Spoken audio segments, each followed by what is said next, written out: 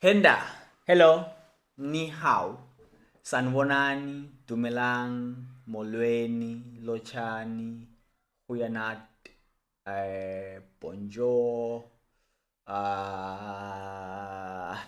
Anyway, guys, welcome back to my YouTube channel. For those who have been here for long enough, you should be saying welcome back to your YouTube channel because I've been gone for so long. I've been gone for so long from this YouTube channel, but I'm back. I'm back, and this is my first video since I've been gone. I am kind of nervous, excited. I haven't put my phone like this or camera like this and record a video for quite some time. Why did I take a break from YouTube? Guys, I actually wasn't taking a break. I was just quitting YouTube. I was quitting YouTube because this thing is not easy. It's difficult to run a YouTube channel. Because you have to shoot videos, you have to edit videos, you have to upload videos. After uploading videos, you have to reply to comments. And my YouTube channel was receiving more or less 50 or 60 or 70, somewhere there, comments, and I had to reply to everyone. So I feel like maybe I will manage to do it right now since I'm saying that I'm back. And for those who are new and wondering what this YouTube channel is all about, I would say it was about me talking about my experience being an English teacher here in China, being an ESL teacher in China. And that was what I was doing, sharing my experience, my life as a foreigner in a foreign country. And I'll do vlogs. Mostly I'll talk about teaching jobs in China, recruiters, right? So guys, let's start first with the job market. With the job market here in China right now in 2026, things are no longer the same. 2026 versus COVID times, things have changed. During COVID times, you knew that you could apply, or you know that you could apply for a job in the morning. You could apply like 5 teaching positions in the morning, and by the end of the day, you will be having 5 great paying offers. But that has now changed. It's no longer the same thing. Right now, you can apply for 10 English teaching position in the morning and get no response by the end of the day. It's sad, right? So that's how things have changed. First of all, how easy it was to get a job versus now, it's no longer the same. Like the graph has really dropped, and it's because of many things. And when that graph has dropped, it also affected teaching salaries. Let's start with the teaching jobs first, and then I will talk about salaries. Okay. So in terms of the jobs, there are schools that are still hiring teachers in China. A lot of schools are still hiring teachers in 2026. It just depends on how low you want to go, and I will explain this later what I mean by how low you want to go. You remember that T-Pain song? Is it low? Can I get low, low, low, low, low, low? Can I get that ching, ching, ching? Yeah, that's T-Pain. Anyways, back to the video. Um, Job market is now saturated. The pool for ESL market is now empty. There's limited water. We are swimming in drenches, in the drop of waters. But yeah, let me be serious. There are less jobs now in China. First of all, there's a lot of people who are looking for teaching jobs right now. People all over the world who are from native English speaking countries, they are looking for jobs here in China. And again, the other thing that is making the job market to be saturated is because of the fact that borders are open.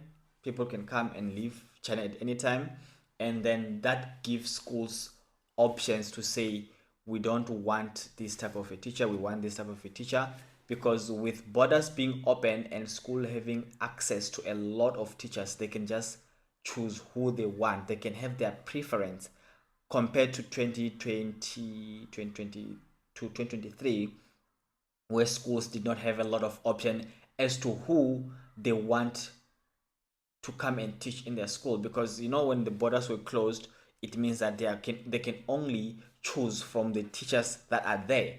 But now when they restrict, the COVID restrictions got lifted up, it means that now they have a lot of options to choose who they want in their school. And with that happening, it made salaries to be more, because you could negotiate for 25K, and if the school says, we cannot give you this much, you can still go to another school and negotiate for more money and still get the contract from that school. Because some schools were desperate, they did not have a teacher and they needed a teacher, because parents were complaining that, hey, where are foreign teachers? And it just made the schools to hire whoever they want to hire. But now it's a long story, guys. Anyways, let me get also to the part of the salary. I just have a few questions that I will answer, and then I will hang up this phone. Do I hang up the phone? Anyway, let's just pretend that this is a phone call. So, salaries. Salaries have also dropped. Salaries have also dropped because there's more teachers. If you know the law of supply, the law of demand, those who did economics, they higher the price, they what. So now we have more teachers.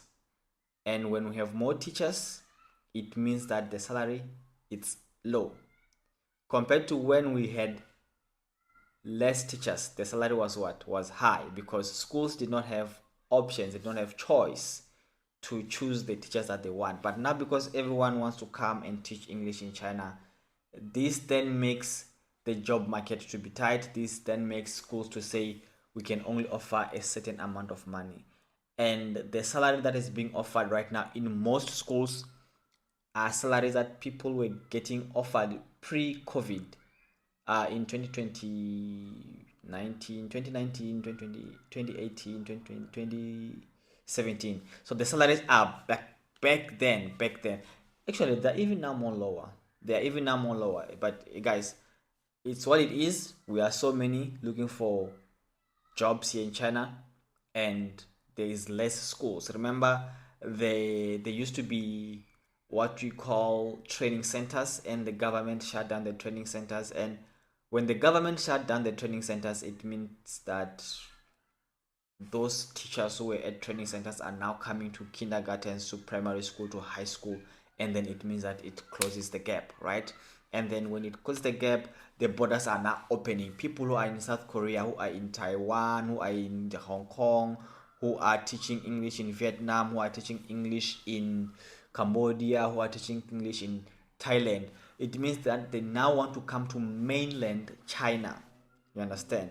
They now want to come to mainland China, and then it increases the number of teachers who want to teach English in China, and then that makes school to say, we have options, this is how much we can give you. Salaries have dropped. The lowest you can get now is even 9K in terms of your salary. So salaries right now, they are ranging from 9,000 to, actually, let me say 9,000 upwards, because there are still people who are still getting paid decent salaries, right? When I say decent, I mean something which is above 15K, and 15 upwards, that's still a decent amount of money. And then if you have your IB experience, you have IGCSE, you can still negotiate for more money. If you have teaching degree, you can still negotiate for more money. And if you want to teach a subject instead of English, you can still negotiate for more money. When I say more money, you know what I mean? I mean more salary.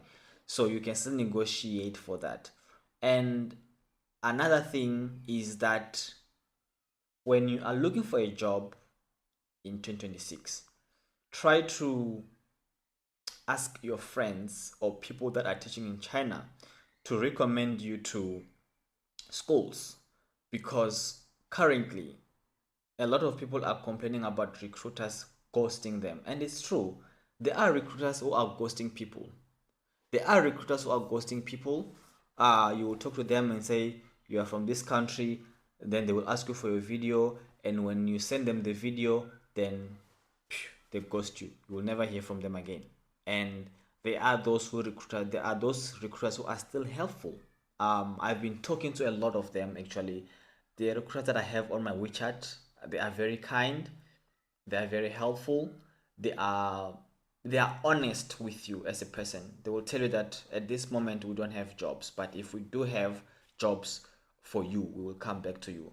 They are not those recruiters that will just ghost you and say nothing and then you have to go and be texting them back. No, there are those recruiters who are still very kind, who are still very nice, who are still very passionate about helping schools get qualified teachers. Those recruiters are still there. But I was saying, in case where you don't want to use a recruiter, try to make connections, try to network with people who are in China. Ask them if their schools are looking for teachers, because most of the people who are getting jobs now, they are getting those jobs through networking, asking their friends about if their school are looking for a teacher or not, and then if maybe there's somebody leaving from that school, then they can just recommend you to go and work in that school. So you understand, this is how you can get a job right now in China and even negotiate for a better salary, because you're not dealing with a recruiter, but you're dealing with an HR, or you're dealing with the boss of the school directly. So that leads me to ESL future in China. How do I feel, or what do I think? What do I think is the ESL future like in China? And I can say it doubtfully so. Doubtfully so. I can say I'm saying doubtfully so because English will always be needed, right? English will always be needed for countries to develop, for countries to progress, for countries to have um, interaction with other countries. They need English, right? And English is the language that most countries use. Like, it's a medium of exchange general in most countries. If not the most spoken language in the world, it might be second. I don't know. I don't know. I haven't done research on that.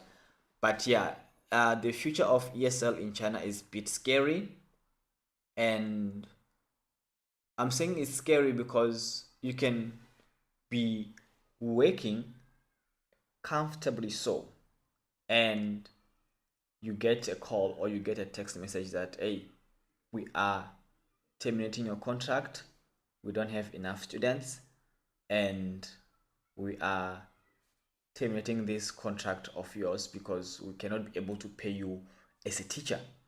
And it's very sad. It's very sad. It has been happening to some people. I will tell you my story. My next video will be about me telling you about my school shutting down last year. Yeah, I will tell you about that in my next videos. Anyway, guys, this was just a short video of me saying that I am back, and we are still going to talk more about teaching in China, and we are still going to talk more about a lot of other things.